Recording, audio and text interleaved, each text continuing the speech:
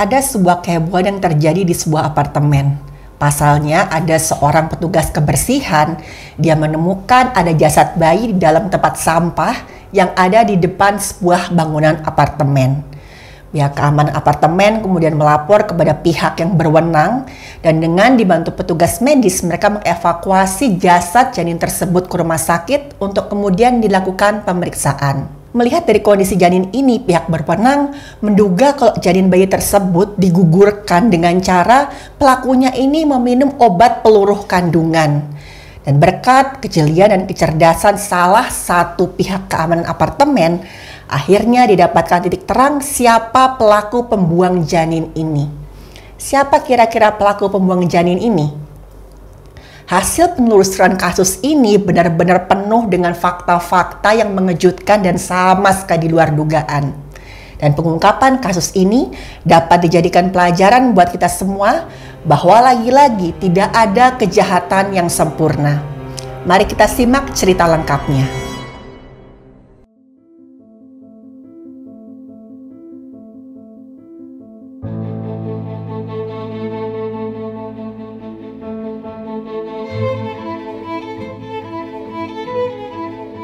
Halo, saya Dr. Stefani.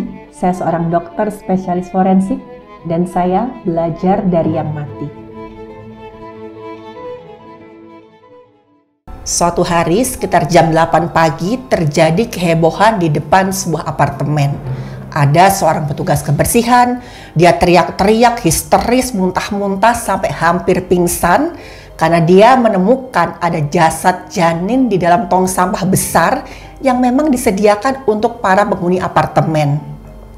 Awalnya petugas kebersihan ini dia sudah mengumpulkan sampah dari lantai ke lantai dan dia mau membuang semuanya di dalam tong sampah besar itu. Waktu dia buka, dia ngeliat ada bungkusan yang mencurigakan.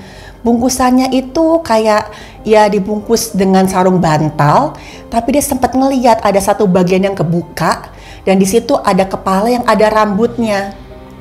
Awalnya si petugas kebersihannya ketakutan. Dia mikir, ini jangan-jangan boneka, nggak mungkin ada orang buang bayi. Tapi waktu dia dekati dan dia lihat, memang benar, itu adalah jasad bayi manusia. Dia teriak-teriak, kemudian dia langsung lapor ke pihak keamanan. Dia bilang, Pak, dalam tong sampah itu ada bayi, Pak, ada mayat bayi. Petugas keamanan kemudian langsung menelpon pihak yang berwenang untuk datang ke lokasi kejadian. Singkat cerita, pihak yang berwenang pun datang, mereka periksa di situ dan memang itu adalah jasad janin bayi yang tali pusatnya itu masih tersambung. Mereka kemudian mikir-mikir, ini siapa nih kira-kira yang buang janin ini siapa? Kemungkinannya kan entah orang yang tinggal sekitar apartemen sini atau penghuni. Tapi saat itu ya mereka agak kesulitan karena di sekitar tempat pembuangan sampah itu nggak ada CCTV. Akhirnya saat itu pihak yang berwenang mengevakuasi janin tersebut ke rumah sakit untuk dilakukan pemeriksaan.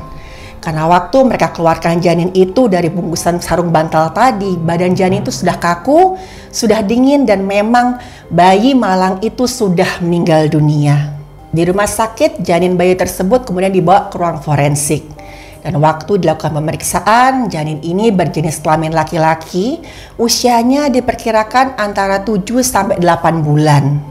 Dan waktu dilakukan pemeriksaan pada tubuh janin ini, dilihat kalau janin ini masih fresh, masih belum ada tanda-tanda pembusukan, masih ada darah, dan bahkan di beberapa lipatan tubuhnya masih ada lemak bayi. Jadi jelas sekali begitu janin ini lahir langsung dibuang oleh nggak tahu ya entah langsung orang tuanya atau siapapun yang membantu persalinan paksa ini. Sempat dilakukan pemeriksaan juga golongan darah janin, dapatkan golongan darahnya A, panjang tubuhnya 48 cm dan secara fisik sebenarnya janin laki-laki ini sudah terbentuk sempurna. Tapi tidak ada tanda-tanda perawatan, bahkan tali pusat si bayi ini itu masih tersambung sama ari-arinya.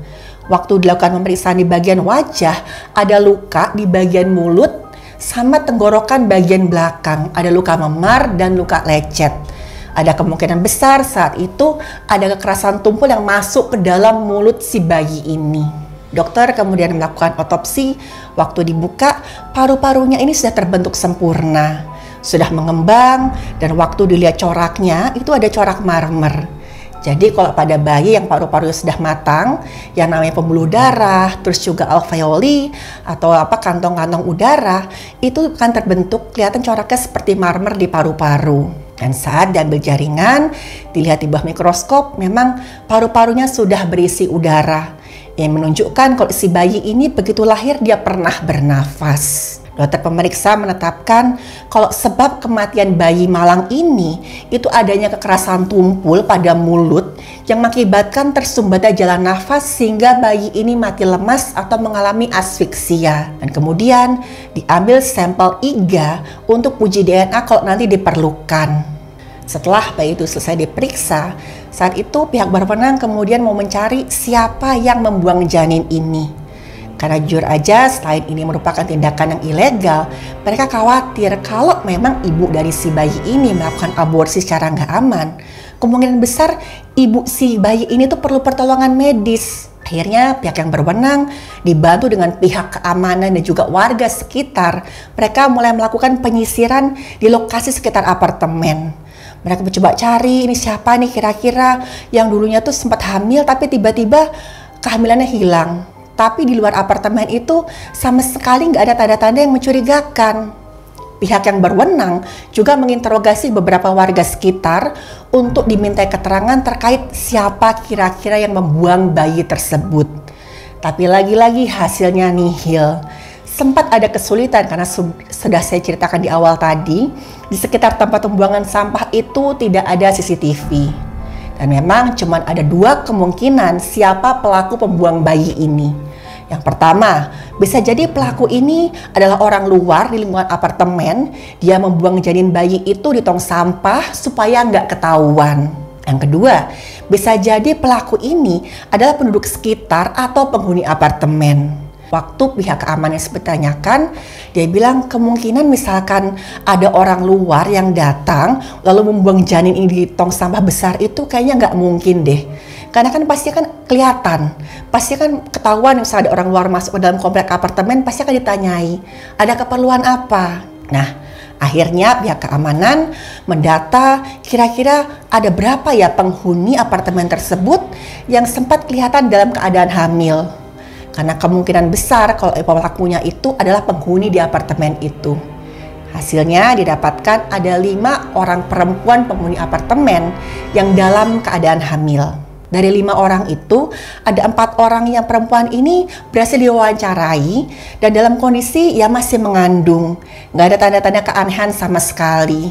Tapi ada 1 orang perempuan penghuni apartemen yang belum dimintai keterangan. Karena saat pihak yang berwenang datang, perempuan ini bilang, maaf ya saya nggak bisa diwawancara, saya lagi sakit ini, badan saya nggak enak, saya lagi hamil. Dan kemudian pihak keamanan coba mencari kira-kira gimana ya caranya supaya kita tuh bisa ya dapatkan keterangan lah dari si perempuan ini. Akhirnya salah seorang petugas keamanan dapat ide. Begini aja, kita coba kita matikan listrik di yang mengalir itu ke tempatnya si perempuan ini. Nanti kan si perempuannya kebingungan dan otomatis dia harus manggil teknisi. Nah nanti saat itu kita lihat dalam kamarnya itu ada nggak barang-barang yang mencurigakan. Dan akhirnya mereka memutuskan untuk melakukan rencana tersebut.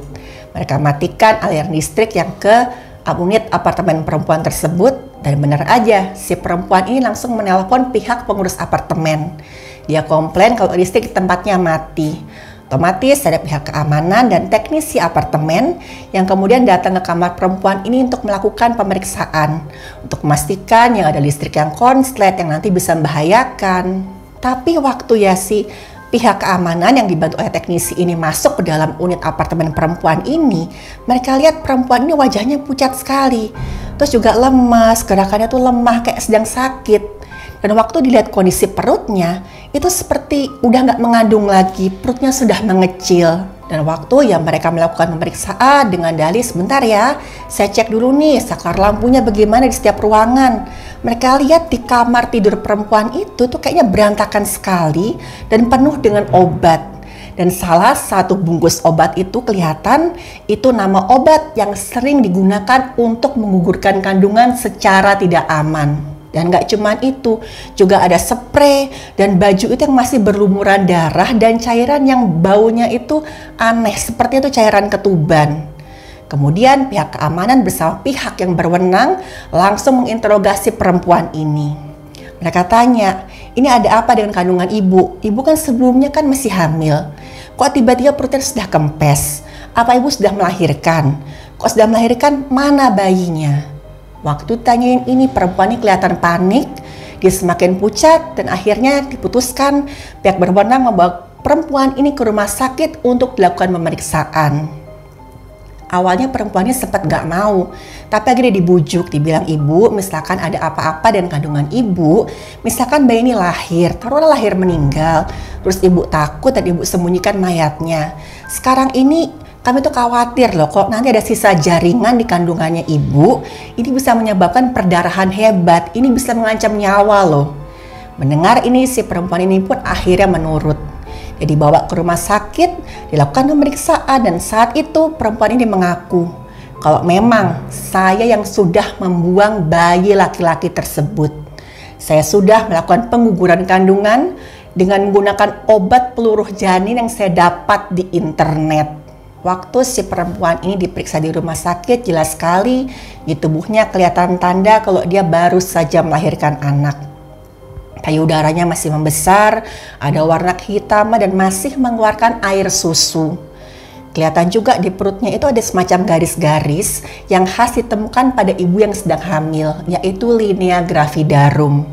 Jadi pada saat kandungan ibu membesar, kulit kan meregang. Terjadi robekan di bawah kulit dan lama-lama robekan itu membentuk jaringan parut.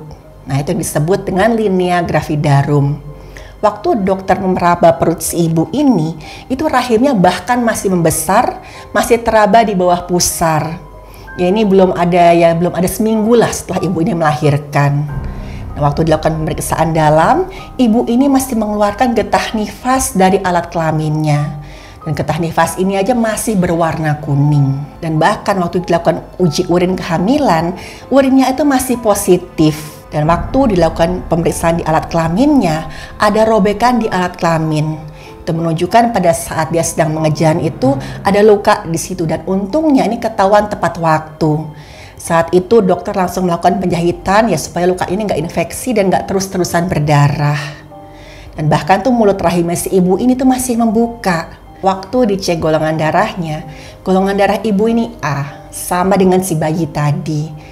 Dan juga waktu dilakukan pemeriksaan DNA, terbukti jelas sekali kalau memang ibu ini adalah ibu dari mayat bayi tadi. Kemudian pihak yang berwenang menanyai si ibu ini, si pelaku. Si pelaku ini kemudian ngaku kalau memang dia itu sebenarnya tuh tinggal di luar kota. Dia datang ke apartemen itu dengan niat ingin menyembunyikan kehamilannya. Jadi dia ini dihamili oleh pacarnya. Dan sudah bisa ditebak pacarnya tidak mau tanggung jawab. Dia kebingungan bagaimana dia menyembunyikan kehamilan ini dari keluarganya. Padahal kan perut ini semakin membesar. Akhirnya dia mengatur rencana, dia bilang ke bapak dan ibunya kalau dia itu dapat pekerjaan di luar kota. Dengan tabungannya, dia menyewa sebuah apartemen. Dia juga cari-cari info bagaimana cara menggugurkan kandungan.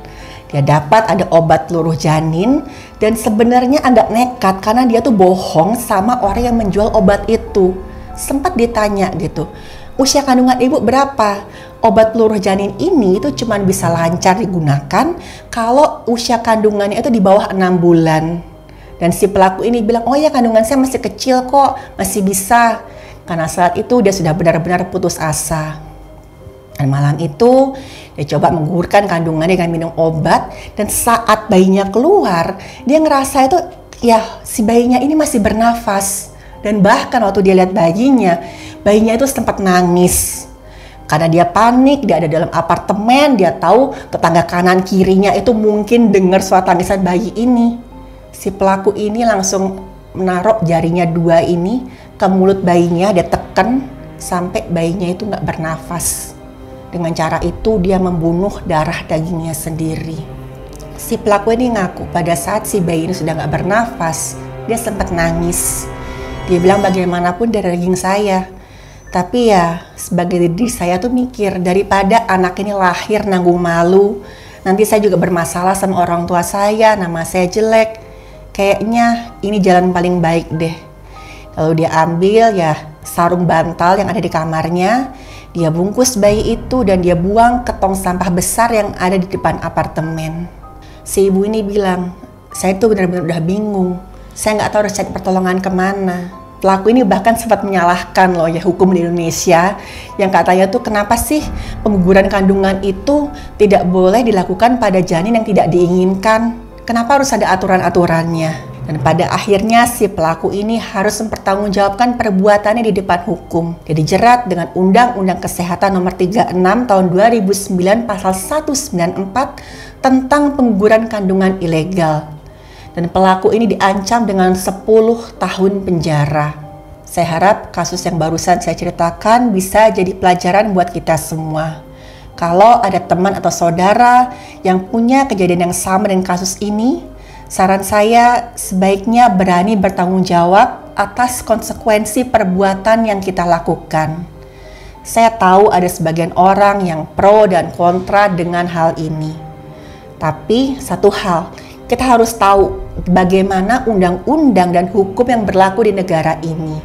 Dan ingat, kita punya pilihan.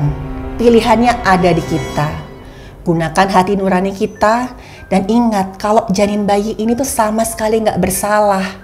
Dia tuh cuma tahu dia diciptakan. Dan lagi-lagi semua keputusan saya serahkan kepada pilihan kita masing-masing. Terima kasih. Terima kasih sudah menonton video saya. Silahkan like, share, dan subscribe.